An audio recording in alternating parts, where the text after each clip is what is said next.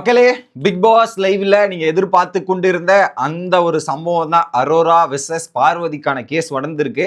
அதுல நடக்க போற திருப்பங்கள் ட்விஸ்டா பத்தி தான் இந்த வீடியோல பார்க்க போறோம். சேனலுக்கு புதுசா இருந்தீங்கன்னா சப்ஸ்கிரைப் பண்ணிருங்க, மறக்காம லைக் பண்ணிருங்க கைஸ். இப்ப கண்டென்ட்டுக்குள்ள போயிடலாம். ஒரு பக்கம் என்னன்னா, இந்த கேஸ் அரோராக்கு வந்தவொடனே அதுல 3 பொசிஷன் இருக்கு. என்னன்னா, அவதூறு பரப்புதல் ஒண்ணு, என்னை பத்தி நிறைய பேர்கிட்ட பின்னாடி போய் பேசுறீங்கன்ற ஒரு பாயிண்ட். ரெண்டாவது வந்து பாத்தீங்கன்னா, அந்த இருக்குல்ல நாமினேட் பண்றதுக்காக சில விஷயங்கள் போடுறாங்க. மூணாவது, நான் டெஸ்பரேட்டா இந்த வீட்டை விட்டு வெளியே போகணும் அப்படின்றதுக்காக இருக்கீங்க. இந்த தப்பை நான் ஒத்துக்கணும் அப்படின்றதுக்காக தான் கேஸ் போட்டிருக்கேன்ற மாதிரி அங்க சொன்னவொடனே உங்களுக்கு என்ன வேணும்? அவங்க அக்செப்ட் பண்ணிக்கணும் பிக் பாஸ்ன்றது தான் வேணும். இது சொல்லியாச்சு. இது சொல்லி முடிச்ச உடனே அடுத்து என்ன நடக்குது அப்படின்றது பாத்தீங்கன்னா, வெளியே ஒரு டாபிக் போயிட்டு இருந்தது. கமருதன் இந்த வீட்டுக்குள்ள இருக்கிற யாரெல்லாம் எந்த மாதிரி அப்படின்ற மாதிரி பயங்கரமான டாபிக் போயிட்டு இருக்கு. அப்பதான் பிக் பாஸ் கூப்பிடுறாரு. அப்ப கமருதீன் என்ன சொல்லுவாருன்னா, பார்வதி வந்து பெஸ்டி, அரோரா ஃப்ரெண்டு அப்படின்ற மாதிரி சொல்லுவாரு. இந்த 4 ஃப்ரெண்டு வச்சிருக்காரு. யாருன்னா வியானா, ரம்யா, அரோரா, இந்த 3 பேர் ஃப்ரெண்டு. பார்வதி மட்டும் பெஸ்டி. இந்த மாதிரி அந்த ஒவ்வொருத்தரும் ஒவ்வொருத்தரை பத்தி சொல்லணும்ன்ற மாதிரி. பாய்ஸ் வந்து கேர்ள்ஸை பத்தி சொல்லணும், கேர்ள்ஸ் பாய்ஸை பத்தி அவங்களுக்கு உண்டான ரிலேஷன்ஷிப்பை சொல்லணும். அந்த இடத்துல இருந்தா பிக் பாஸ் கூப்பிட்டு இந்த தீர்ப்பை கேட்கிறாரு.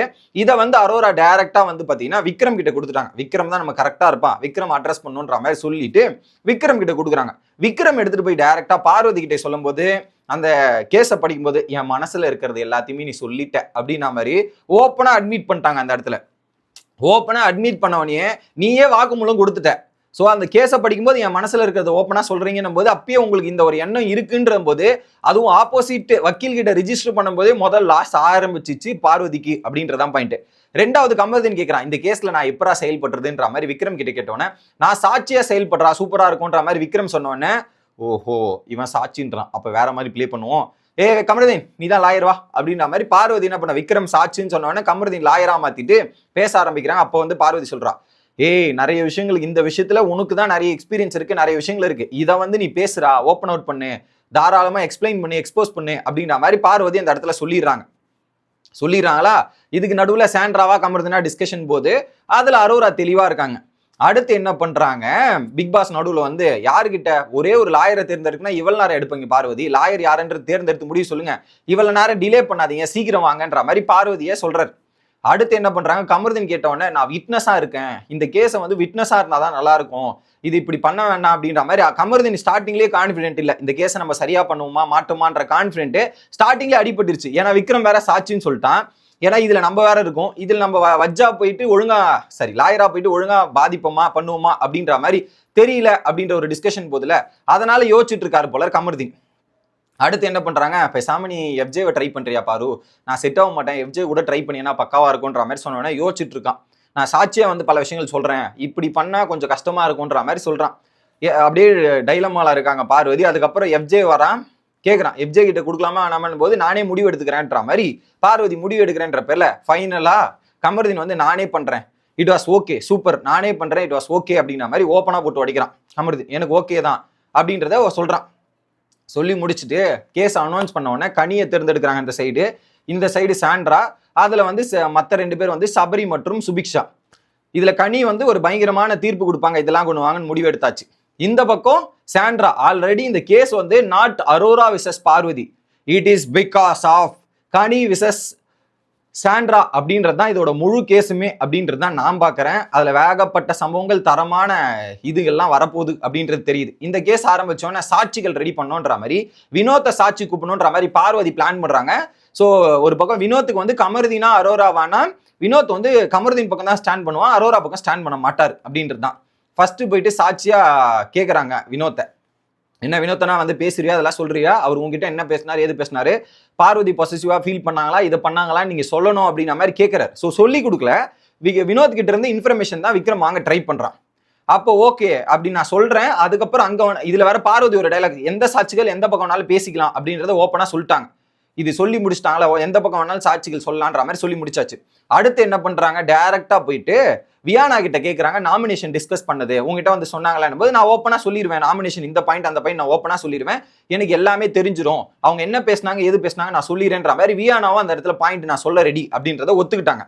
அடுத்து ரம்யாவும், நானும் தயாரா இருக்கேங்க, நானும் ரெடியா இருக்கேன், வா வான்ற மாதிரி ரம்யாவும் வந்து, ஆமா என்கிட்ட உன்னை பத்தி நிறைய பேசியிருக்கா சொல்லியிருக்கா, நான் கூட அந்த இடத்துல சாட்சியா கூப்பிடுங்க வந்து சொல்றேன். ஏன்னா ரம்யாவுக்கு ஸ்கிரீன் பேஸே கிடைக்கல, ஏதாவது ஒரு வாய்ப்பு கிடைச்சா வந்து போட்டுக்கலான்ற மாதிரி ரம்யாவும் ரெடி ஆயிட்டாங்க. ஓகே, இந்த 2 கேஸ் ஆயிடுச்சா?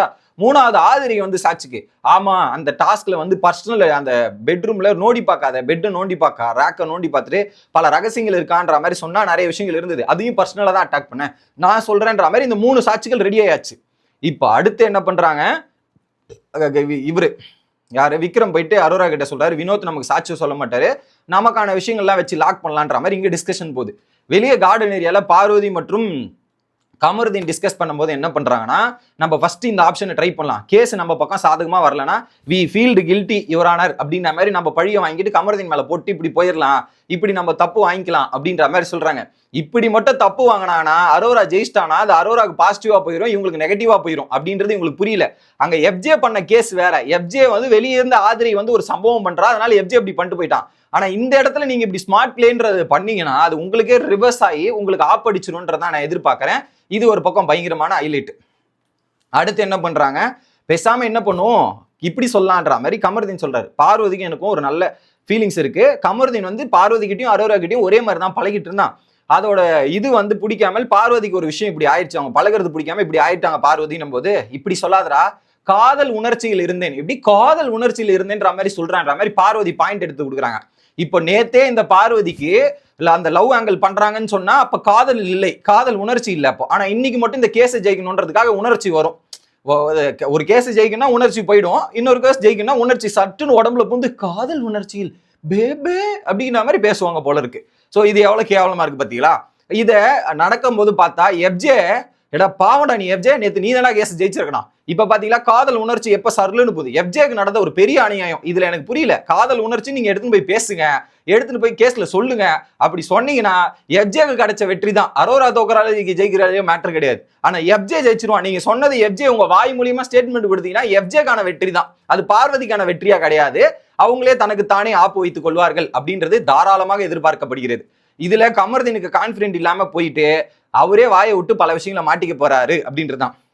இதுல வினோத் ஒரு டைலாக் சொல்லி கொடுத்துறான். சோ வீக்கெண்ட் எபிசோட்ல நீடித்தல் துண்டித்தல்ல பார்வதி அரோரா கூட நீடித்தல்னு கொடுத்தா, அரோரா வந்து துண்டித்தல்னு கொடுத்தா, அப்பயே தெரியுது யார் இதுவா இருக்காங்க அப்படின்ற ஒரு பாயிண்ட் எடுத்துட்டு வரலான்ற மாதிரி சொல்றாங்க. அடுத்து நாமினேஷன்ல கூட அரோரா பர்சனலா நாமினேட் பண்ணிருக்கான், அந்த ரீசன் எடுத்து சொல்லுவோன்ற மாதிரி இதெல்லாம் எடுத்து போடலான்ற மாதிரி டிஸ்கஷன் பண்ணிட்டு இருக்காங்க.